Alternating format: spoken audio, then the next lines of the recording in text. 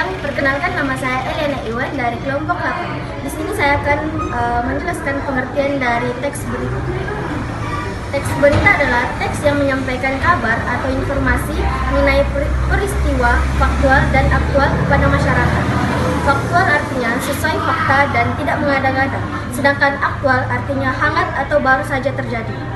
Sifat aktual pada berita dibuktikan dengan adanya keterangan dari orang-orang yang terlibat pada peristiwa tersebut.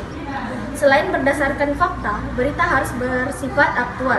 Berita harus disampaikan secepat mungkin supaya informasinya tidak basi. Terima kasih. Nama saya Jericho Joshua Trio Raja Kilok sebagai pemateri. Hari ini saya akan menjelaskan tentang struktur berita. Struktur berita mencakup 1. Kepala. Kepala berita merupakan bagian awal yang memuat banyak informasi penting, yaitu apa, di mana, kapan, dan siapa. Selain itu, ada juga yang namanya tubuh berita. Selain tubuh berita, ada juga yang terakhir, yaitu ekor berita. Bagian ini mencantumkan informasi yang bersifat tambahan. Sekian daripada saya, terima kasih.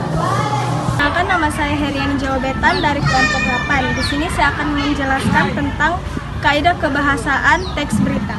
Yang pertama adalah menggunakan kalimat baku, menggunakan tata bahasa yang benar dan formal sesuai KBBI. Yang kedua, menggunakan kalimat langsung, kalimat yang dituturkan oleh seseorang tanpa mengubah kata atau kalimat. Yang ketiga, menggunakan kalimat konjungsi, menggunakan kata penghubung waktu seperti setelah atau kemudian. Selanjutnya, menggunakan kalimat denotatif. Menggunakan kalimat denotatif adalah kata-kata dengan makna yang sebenarnya, tanpa kiasan atau makna yang tersirat. Yang terakhir, menggunakan kata kerja mental, sebuah kata kerja yang memberikan respons atau sikap seseorang terhadap suatu tindakan. Terima kasih.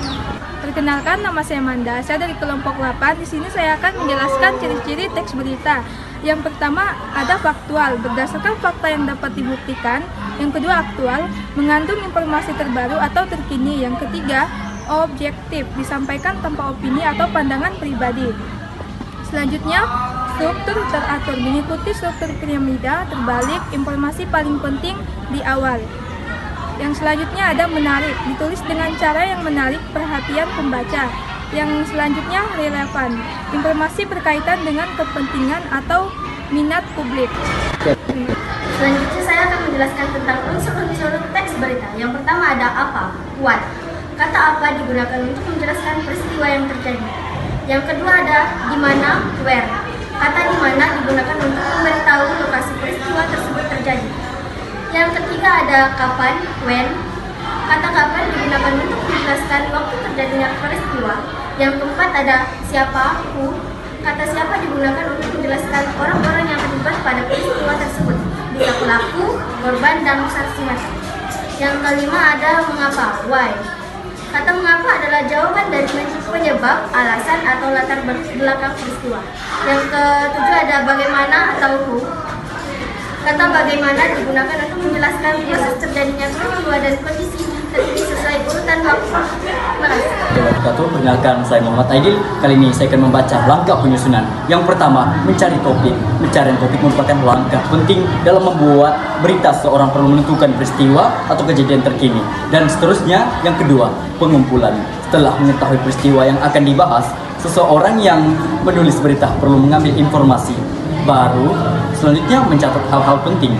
Mencatat hal-hal penting dapat seseorang lakukan seiring dengan proses mengumpulkan informasi, hal-hal penting dalam sebuah berita yang memiliki fakta. Berita harus memiliki fakta dan data sehingga berita tidak menjurus pada opini penulis. Dan keempat, penyusunan kerangka berita. Setelah fakta dan data lengkap, seorang yang menulis berita perlu menyusun kerangka berita tersebut. Penting agar penulisan memiliki acuan tentang alur penulisan. Baiklah, yang kelima, membuat lead berita. Lead atau teras berita berisi fakta yang paling penting dari sebuah peristiwa atau kejadian. Lead harus menjawab adik Simba dan kemudian menulis bodi berita. Setelah lead selesai, seseorang yang menulis berita perlu menguraikan informasi lanjutan pada bagian bodi atau disebut dengan tubuh berita. Pada bagian tersebut, seorang dapat menambahkan uraian tentang fakta beserta kutipan yang mendukung lead. Selanjutnya yang ketujuh, membuat headline. Headline merupakan judul dari sebuah berita sehingga seseorang perlu membuatnya dengan tepat agar pembaca tertarik untuk membaca berita tersebut. Kemudian yang ke-8, penyunting berita. Tahap akhir dari penyusunan dan penulis berita adalah melakukan penyuntingan berita. Dapat meliputi beberapa hal antara lain. Yang pertama adalah penyuntingan bahasa, yang kedua penyuntingan tanda baca, yang ketiga penyuntingan fakta dan data, dan yang terakhir penyuntingan judul serta isi berita. Sekian dari saya. Wassalamualaikum warahmatullahi wabarakatuh. Kembali lagi dalam Buletin 130.